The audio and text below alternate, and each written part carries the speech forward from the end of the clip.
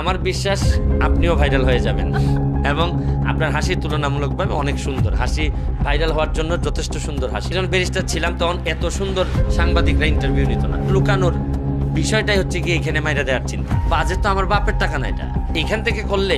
Barrister Suman সাহেব দেশের জন্য কি পরিমাণ কাজ করতেছে সেটা আর বলার অপেক্ষা রাখি না।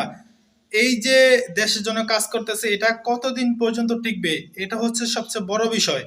কতদিন পর্যন্ত তার এই ভাইরাল হওয়া বা তিনি এই পথে টিকে থাকবেন, এটা কতদিন পর্যন্ত। চলেন আপনাদেরকে আজকে কয়েকটা ভিডিও ক্লিপ অংশ দেখাই, পুরো ভিডিওটি দেখেন, তাহলে আপনারা এই ভিডিওর মাধ্যমে অনেক অনেক কিছু জানতে পারবেন। নিত না। লুকানোর বিষয়টাই হচ্ছে কি এখানে মাইরা দেওয়ার চিন্তা। বাজেট তো আমার বাপের টাকা না, এটা এখান থেকে করলে কেউ তারা আটকাইতে পারবে না। পরিষ্কার জায়গায় মলম দিলে চলবে না, জলে হচ্ছে গিয়ে কাটা সেরাতে।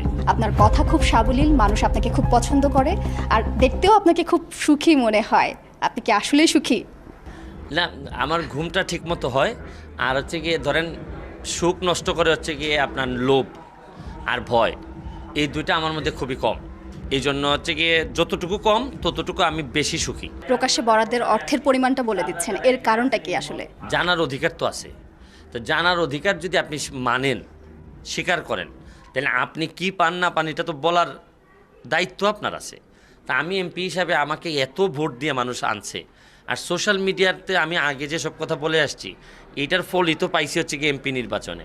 সুতরাং আমার কাজকর্ম তো ডিফারেন্ট হবে। আর আরেকটা বিষয় হচ্ছে কি, বাজেট যদি আমি নিজে কাটছাট করার ইচ্ছা না থাকে, তাহলে আপনার টাকা আপনার আমি হিসাব দিব না, বললে অসুবিধে কী? আপনি এই ট্যাবুগুলো তো ভাঙতে হবে। কারণ কোনো জিনিস লুকানোর বিষয়টাই হচ্ছে কি এখানে মাইরা দেওয়ার চিন্তা। আমি এটা পার্সোনালি বিশ্বাস করি। আমার বাজেট তো আমার বাপের টাকা না, এটা আমি এমপি হিসাবে কি এটা আমার টাকা, বা আমার বাপ কি উত্তরাধিকার হিসেবে রেখে গেছে? তাও তো না। আমি তো চাই আমার বাপ যেটা রেখে দিয়েছে এইটাও মানুষ জানুক। আর এটা তো রাষ্ট্রের টাকা, রাষ্ট্রের প্রতিটা পেনি, প্রতিটা আমি পয়সা আমার কাছে হিসাব দেওয়া লাগবে। এটাই আমার দেখেন বাংলাদেশটা কত নিচে নেমে গেছে, যে রাষ্ট্রের টাকা আমি একটু হিসাব দিছি যে এইটা আমি পাইছি, এই জন্যই মানুষ কত প্রশংসা করতেছে। অথচ এটা তো আমার স্বাভাবিক দায়িত্ব।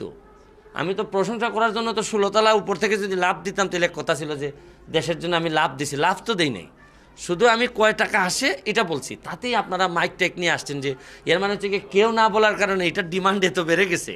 আমি তো নর্মালি একটা মানুষ, জন্মগতভাবে একটা মানুষ, সে আশা করে বা অন্যরা আশা করে সে সৎ হবে। কিন্তু আমাদের অসৎ লোকের সংখ্যা এত বেশি, কোনো একজন সৎ হইলে আমরা 15 টাকা রিক্সা ভাড়া দিয়ে দেখতে যাই যে ভাই এলাকায় একটা সৎ লোক পাওয়া গেছে। এই জন্যই আর কি বিষয়টা। এই যে আপনি আপনার সরলতা সাইড থেকে আসলে এই কথাগুলো বলছেন, কিন্তু আপনার কাছে কখনো কি মনে হয় না যে আপনার এই স্বচ্ছতা মানুষের অস্বস্তির কারণ হয়ে গেল? মানুষ না, অমানুষের।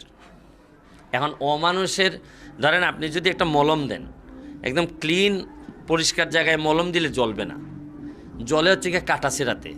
তো যাদের কাটা আছে তাদের তো জ্বলবে। আর আমার কাজ মলম হিসাবে থাকা, যতদিন এক্সপায়ারি ডেট না হয় ততদিন পর্যন্ত এই মলম আমি দিব।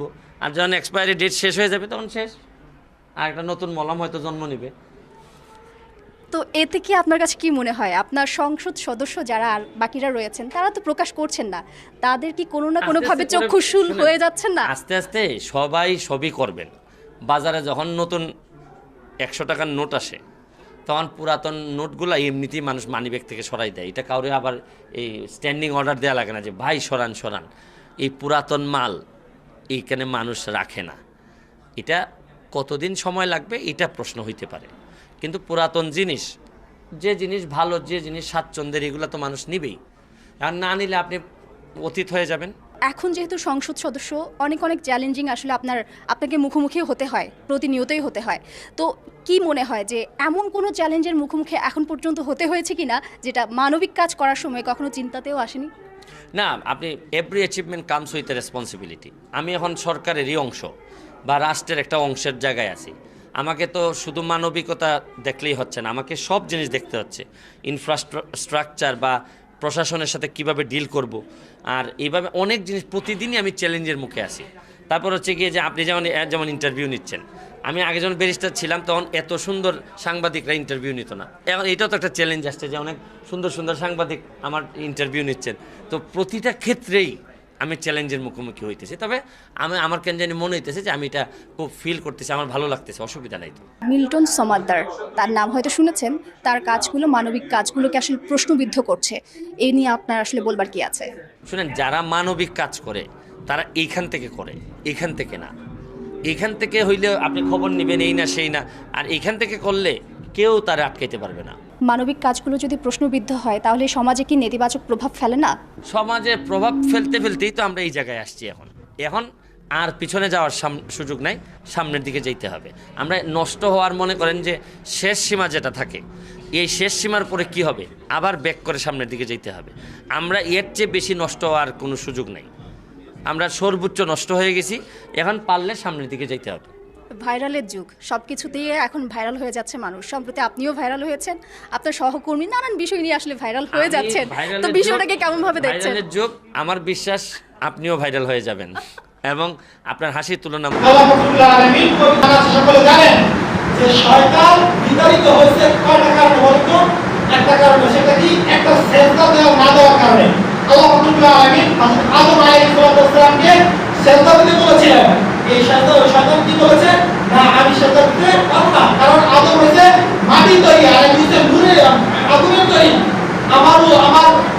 আমার হচ্ছে আমি উপরে থাকি আর মাটির কি নিচে থাকে। আমি কেন এই আদমকে সেজদা করবো? এই একটা হুকুম অমান্য করতে বিধায়ী সে কি আছে চির বলে জাহান্নামে হয়ে গেছে।